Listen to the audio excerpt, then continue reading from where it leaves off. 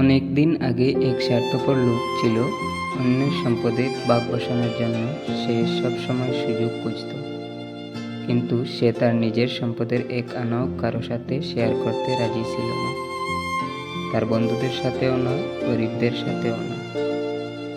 একদিন লোকটি রাস্তায় তার 30টি স্বর্ণমুদ্রা হারিয়ে ফেলল। তার এক বন্ধু তার এই স্বর্ণমুদ্রা হারানোর কথা শুনল। সে আবার ছিল খুব দয়ালু একজন মানুষ। ঘটনাক্রমে বন্ধুটি মেয়ে রাস্তায় এই 30টি স্বর্ণমুদ্রা কুড়িয়ে পেল। সে বাড়িতে ফিরে এই কথা জানালে তার বাবা যে এটা নিশ্চয় তার বন্ধুর হারিয়ে যাওয়া সেই স্বর্ণমুদ্রা।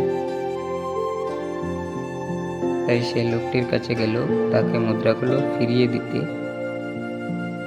কিন্তু তার স্বার্থপর বন্ধুটি যখন শুনল যে তার মেয়ে এই মুদ্রা কুড়িয়ে পেয়েছে, তখন সে বলল যে আমার মোট 40টি স্বর্ণমুদ্রা ছিল, তোমার মেয়ে নিশ্চয়ই এখান থেকে 10টি মুদ্রা সরিয়েছে, আমাকে তোমার 40টি মুদ্রা দিতে হবে।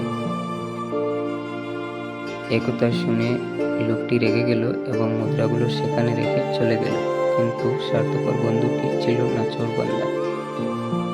সে বিচার নিয়ে আদালতে। বিচারক তার অভিযোগ মন দিয়ে শুনল এবং সেই বাবা ও তার মেয়েকে ডেকে পাঠাল।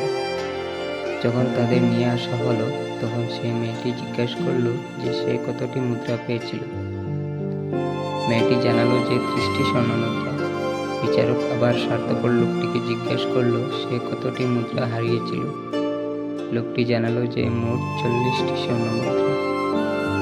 বিচারক এবার লোকটিকে জানালো যে মেয়েটি যে মুদ্রা কুড়িয়ে পেয়েছে সেগুলো তার নয়, কারণ মেয়েটি পেয়েছে 30টি মুদ্রা, কিন্তু সে হারিয়েছিল 40টি মুদ্রা। সে মেয়েটিকে এই মুদ্রাগুলো তার সাথে নিয়ে চলে যেতে বলল এবং জানালো যে যদি কেউ জানায় যে 30টি মুদ্রা হারিয়েছে, তবে তাকে আবার ডেকে পাঠাবে।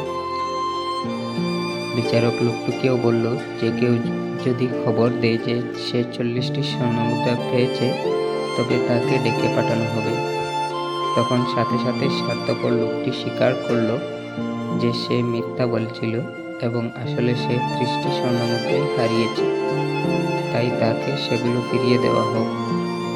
কিন্তু বিচারক তার কোনো কথাই শুনল না। ভিডিওটি ভালো লাগলে লাইক, কমেন্ট, শেয়ার করবেন, আর হ্যাঁ, পেজটি ফলো করবেন, চ্যানেলটি সাবস্ক্রাইব করবেন। ধন্যবাদ।